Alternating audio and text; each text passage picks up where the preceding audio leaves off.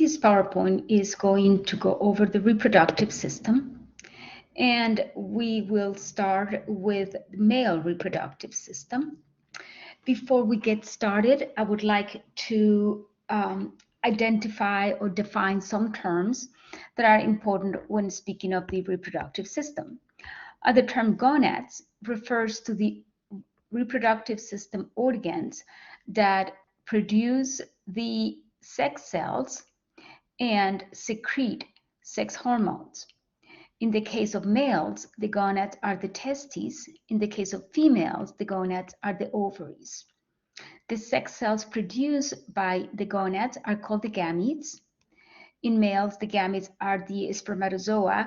In females is the ova. The steroid-based hormones secreted by the gonads are going to be androgens, which are testosterones, in males, estrogen and progesterone in females.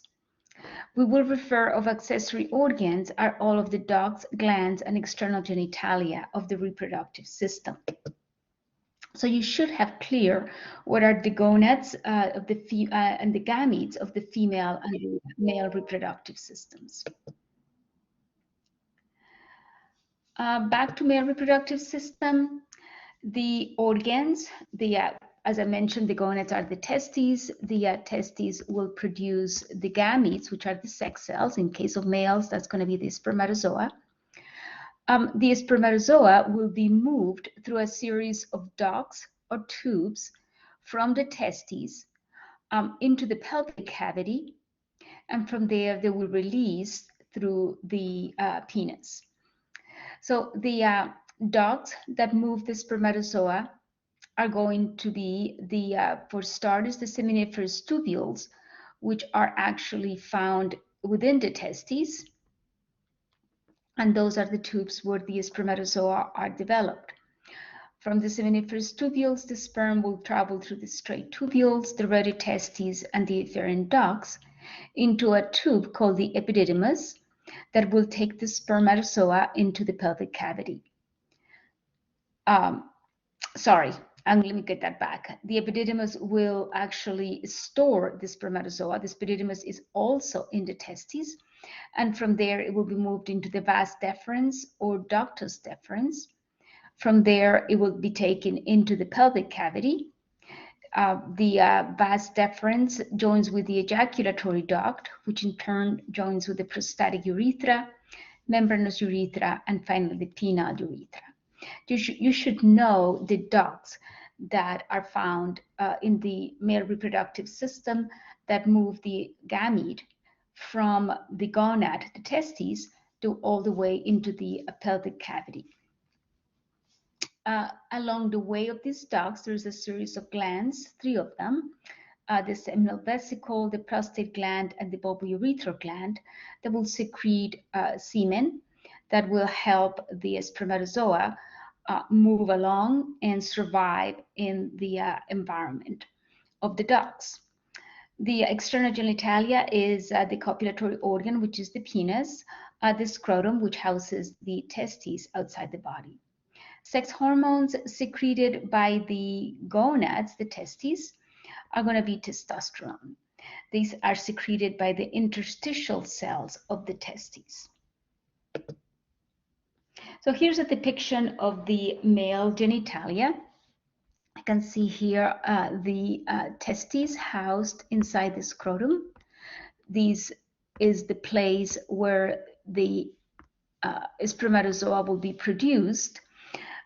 This structure on top of the testes is the epididymis, which is also housed within the scrotum. The vas deferens is the tube that will take the sperm from the scrotum into the pelvic cavity. The vas deferens is going to encircle the top of the urinary bladder. It will enlarge briefly into an ampulla before it joins with the ejaculatory duct, and from there into the prostatic urethra. The prostatic urethra goes through the prostate, right there, becomes the membranous urethra at the pelvic floor, and then enters the penis, well, it will become the penile urethra. So again, get used to identifying these organs, especially for the lab portion of the class. But also for lecture, you should know the path the sperm takes from the testes into the epididymis, vas deferens, which ends with an enlargement called the ampulla. The three glands that we talked about that secrete semen are also depicted in this picture.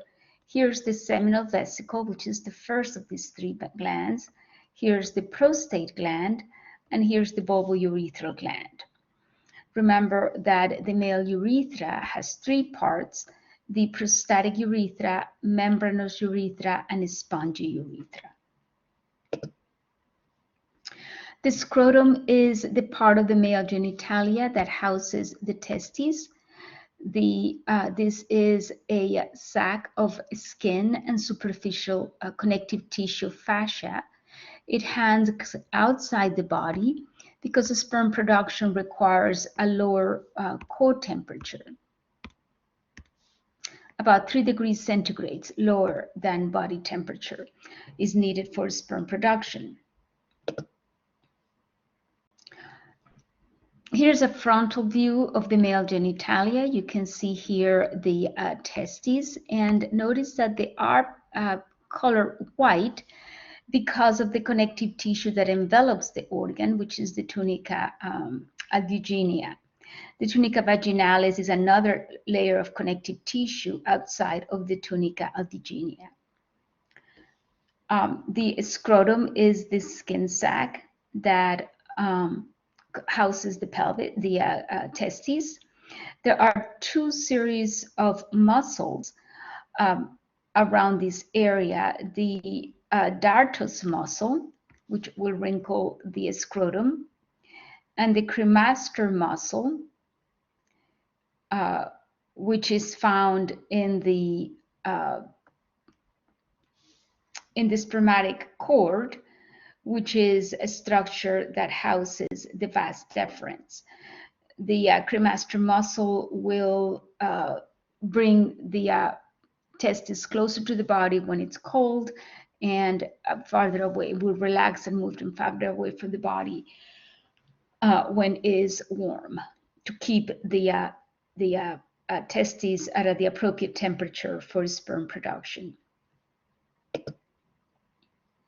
So as I mentioned before, the tunica vaginalis is derived from the peritoneum, and it is superficial to the tunica albuginea, which is connective tissue fibrous capsule. When the testes are sectioned, we realize that it is made of a series of tubules called the seminiferous tubules, which are the site of sperm production. The tunica albuginea divides sections of these tubules into lobules. So here's a depiction of the testes. These little tubules here are going to be the seminiferous tubules, where sperm is being produced. The tunica albuginea will divide these seminiferous tubules into sections called lobules.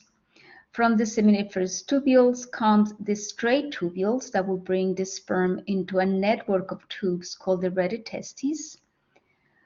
The sperm exits the retitestes through the efferent ductule, and from there it goes into the epididymis, which is this organ right here, where the sperm is going to be stored and made motile before it enters the ductus deferens or vas deferens, housed inside the spermatic cord.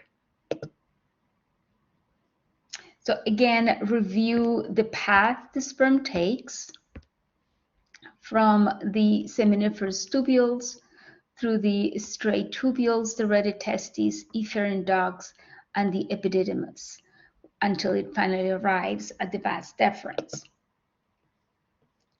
The spermatic cord houses the vas deferens along with blood vessels, nerves, and lymph vessels.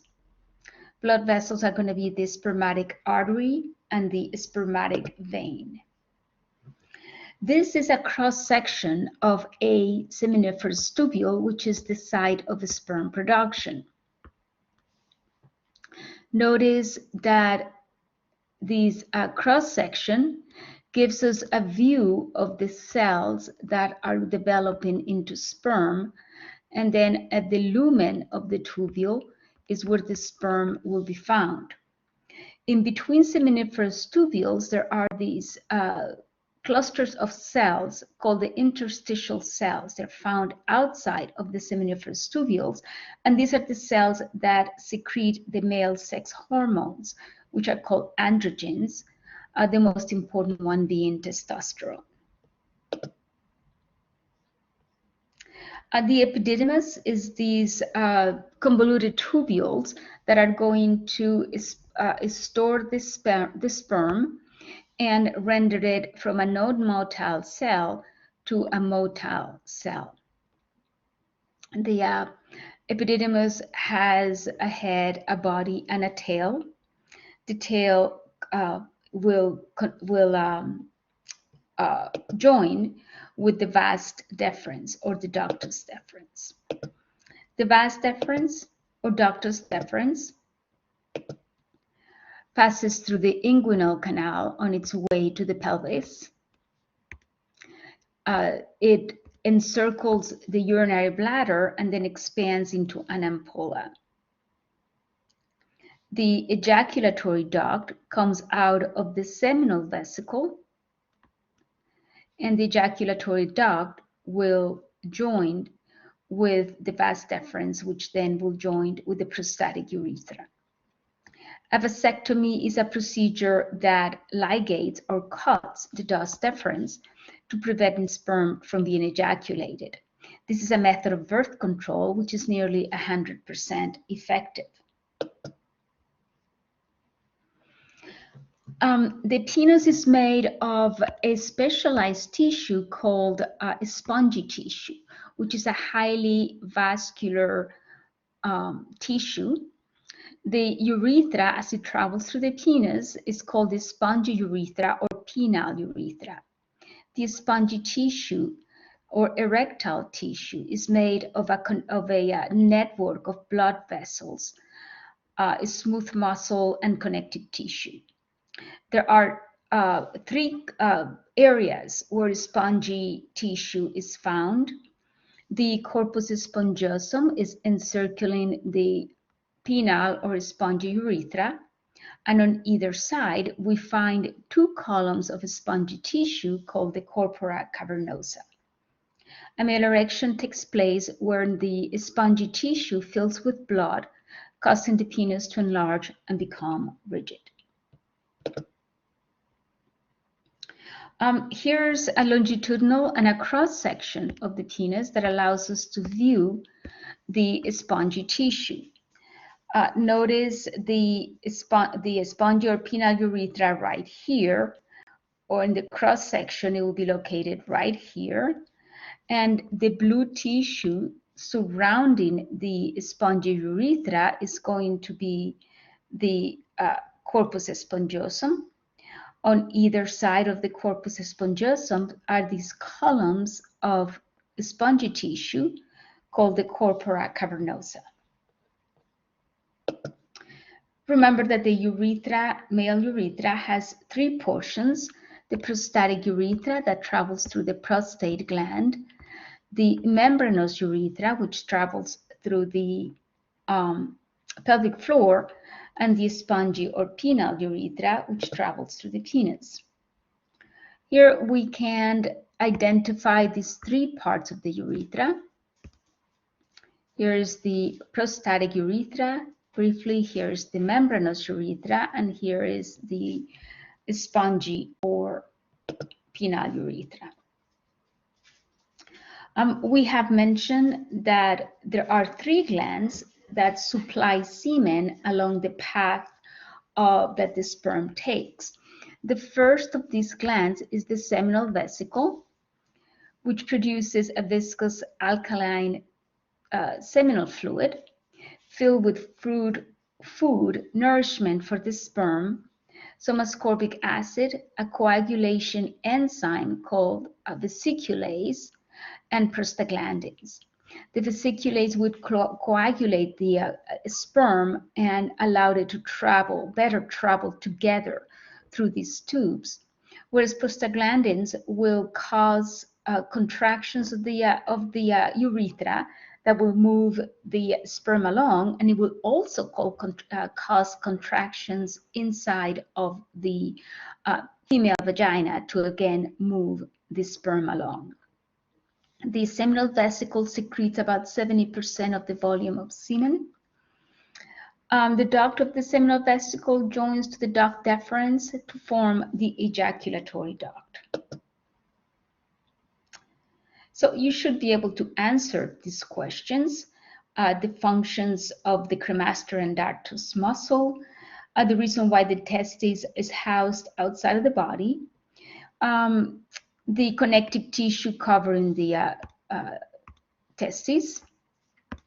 You should also know the reasons why the testes are housed outside the body, and trace the path of the sperm takes from the seminiferous tubules to the epididymis, and then later from the epididymis to the penile spongy urethra.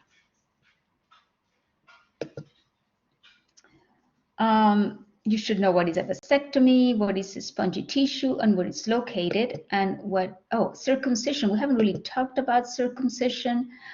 We're probably going to talk about it in the next PowerPoints, but let me go ahead and address it right now. Notice that the tip of the penis is covered with a skin tissue called the glans penis. So right here, this here, and here is the glans penis, which covers the end of the penis, which is called the prepuce. So the blue area will be called the prepuce.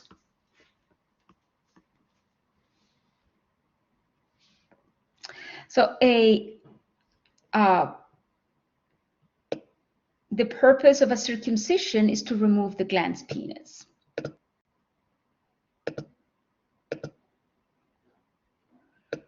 Okay, male accessory glands. We mentioned them. The seminal vesicle, which we've already talked about, the prostate gland, and the bulbourethral gland, also called Cooper's glands. The prostate is encircles part of the prostatic urethra, and the prostate is located inferior to the urinary bladder. It secretes a milky, slightly acidic fluid, contains citrate enzymes, and a protein called prostate-specific antigen, or PSA. The substances play a role in what's called the activation of the sperm.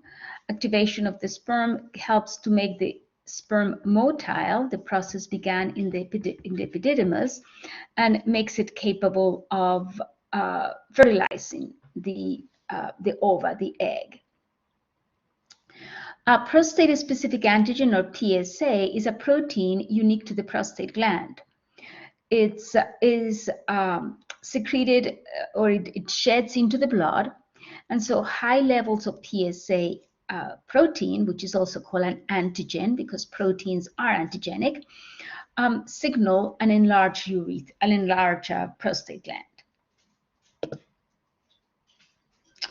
The last of the three accessory glands is the bulbourethral glands, also called Cooper glands. These are small glands that are located inferior to the prostate. They are found in the membranous urethra. It secretes a semen that lubricates the glans penis and neutralizes the acidic urine in the urethra. So here are the bulbourethral glands. Right here, here's the prostate, and this is the seminal vesicle.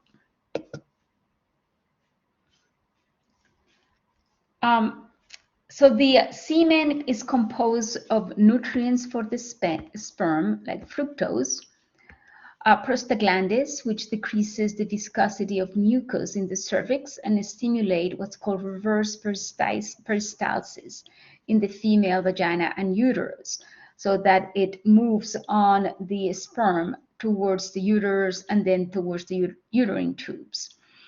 Alkaline secretions will neutralize the acidity of the male urethra and the female vagina. Some antibiotic chemicals will protect the sperm from bacterial infections.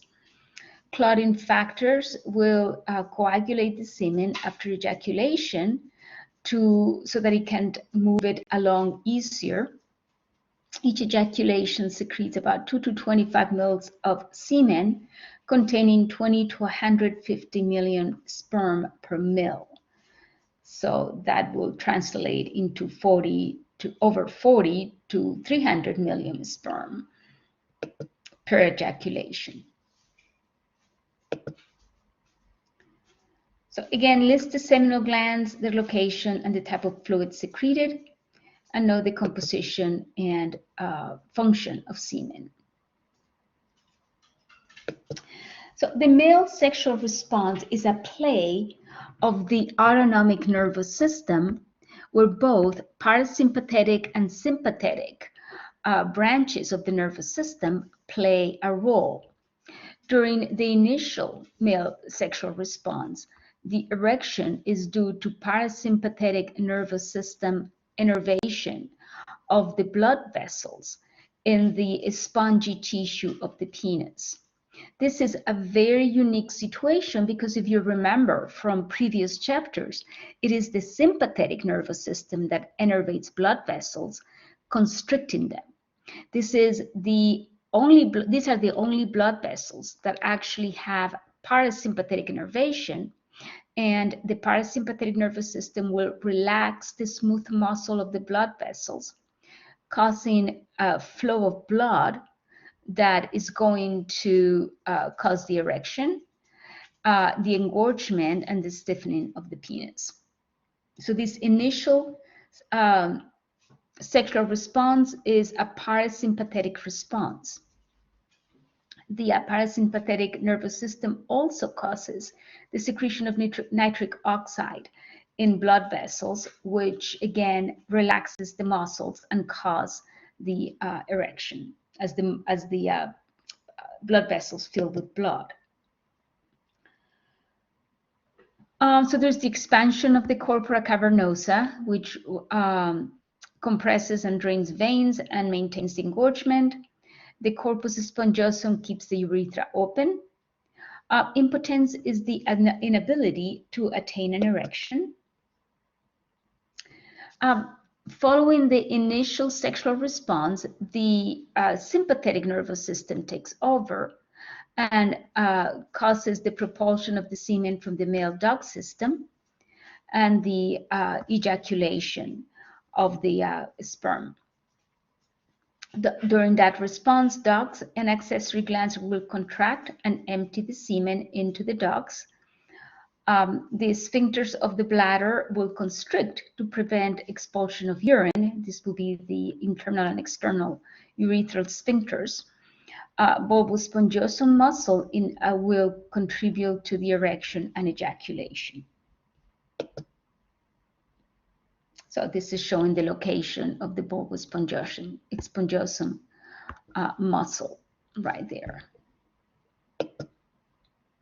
So you should be able to identify what is the male parasympathetic and sympathetic sexual response.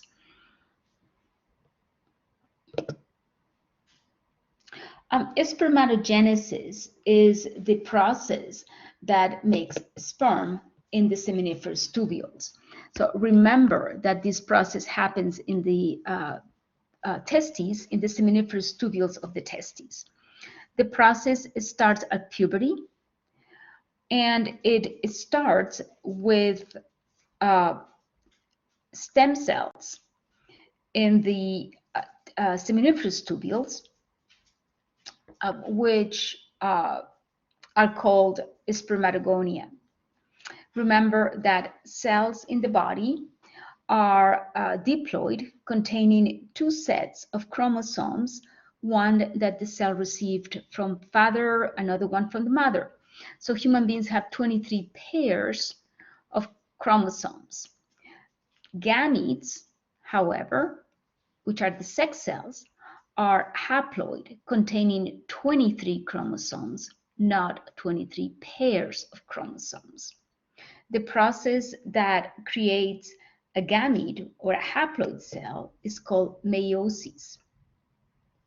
So spermatogenesis begins when the germ cell in the seminiferous tubules, called the spermatogonia, begins to divide by mitosis, which is the regular cell division, producing two equal cells, which are diploid, called primary spermatocytes. One of the primary spermatocytes is going to move along into the tubule towards the lumen of the tubule and begin meiosis, while the other one will remain in the seminiferous tubules as a spermatogonia. So the primary spermatocyte is made by mitotic division of the spermatogonia. Primary spermatocyte, however, is the cell that initiates meiotic division. Meiotic division occurs in two stages. Meiosis 1 gives rise to two secondary spermatocytes. These cells are going to be haploid cells. So this is the point at which the number of chromosomes is halved. The secondary spermatocyte goes through the second meiotic division, creating two more spermatids. So each of the two secondary spermatocytes create two spermatids, which means that we're going to end up with four spermatids. Spermiogenesis is the process through which spermatids change to become spermatozoa. This is a pretty cool depiction of a scanning electron micrograph of seminiferous tubules. Here's the tubule right there. You can see the huge spermatogonial cells at the surface of the tubule, and as we move towards the lumen, the cells become smaller. Those will be your primary and secondary spermatocytes and spermatids. These structures you see in the lumen are the flagella of the spermatozoa. Again, spermatogenesis begins at puberty. The stem cells are called spermatogonia. Spermatogonia divide by mitosis into type A cells and B cells, which type A cells will remain in the seminiferous tubules as a spermatogonia, while the type B cell is going to move towards the lumen and will initiate meiosis.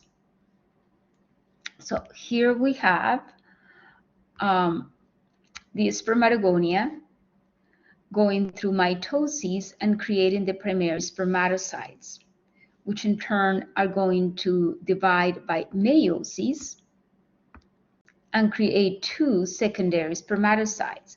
So these are going to be the first 1N cells created during the first meiotic division. The second meiotic division creates two cells from each of the two secondary spermatogonia. This will be the spermatids, which will change into a spermatozoa by a process called spermiogenesis. Remember that it is the secondary spermatocyte, the first cell to be haploid. The spermatids are small non-motile cells that are found close to the lumen of the tubule. Again, this is showing the progression from spermatogonia all the way to spermatids, which are transformed into spermatozoa. Spermatozoa is a tiny, tiny cell, and it is small because one of the first things that happens to the spermatid is that it loses its cytoplasm, so that what remains is essentially just the nucleus.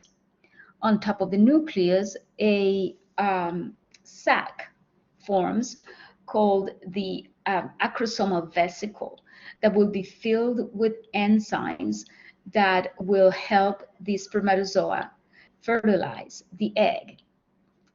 The cell grows a flagella. This is the only human cell that has a flagella. And the mitochondria positions itself on the midpiece of the cell. The mitochondria will provide the energy needed for the movement of the cell. The cell, however, has no other organelles other than the mitochondria and the nucleus, which means that this cannot live very long. The spermatozoa has three regions: the head, which is where the nucleus is housed, and it is covered by the acrosomal vesicle filled with hydrolytic enzymes that will enable the sperm to fertilize the egg. The midpiece is the place where the mitochondria are found, and that's why it's called the metabolic region. And then the tail is the locomotive region where the flagella is found. Now, notice in this picture that the purple cells, which are the spermatogonia, primary spermatocytes, secondary spermatocytes, etc., are pretty much surrounded by these yellow structures here, which are actually cells. This is the nucleus of the cell.